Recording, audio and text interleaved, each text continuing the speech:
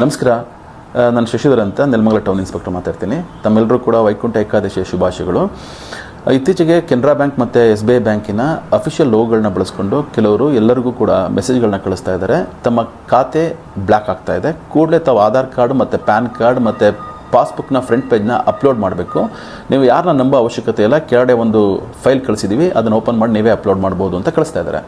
ದಯವಿಟ್ಟು ನೀವು ಯಾರೂ ಕೂಡ ಆ ಕಳಿಸಿರ್ತಕ್ಕಂತಹ APK ಫೈಲ್ಗಳನ್ನು ಓಪನ್ ಮಾಡಲಿಕ್ಕೆ ಹೋಗಬೇಡಿ. ನೀವು ಅದನ್ನು ಓಪನ್ ಮಾಡಿದ ತಕ್ಷಣ ಆಟೋಮೆಟಿಕಲಿ ಯಾರು ನಿಮಗೆ ಕಳಿಸಿದ್ದಾನೆ ಅವನ ಸಿಸ್ಟಮ್ನಲ್ಲಿ ರ್ಯಾಟ್ ಇನ್ಸ್ಟಾಲ್ ಆಗುತ್ತೆ. ರ್ಯಾಟ್ ಅಂತ ಅಂದರೆ ರಿಮೋಟ್ ಆಕ್ಸೆಸ್ ಟೂಲ್ ಅಂತ.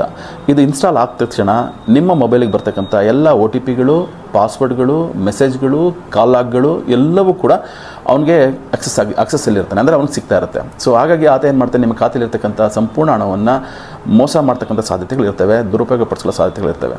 ಸೊ ದಯವಿಟ್ಟು ತಮಗೇನಾದರೂ ಈ ಥರ ಅನುಮಾನ ಆಯಿತು ಅಥವಾ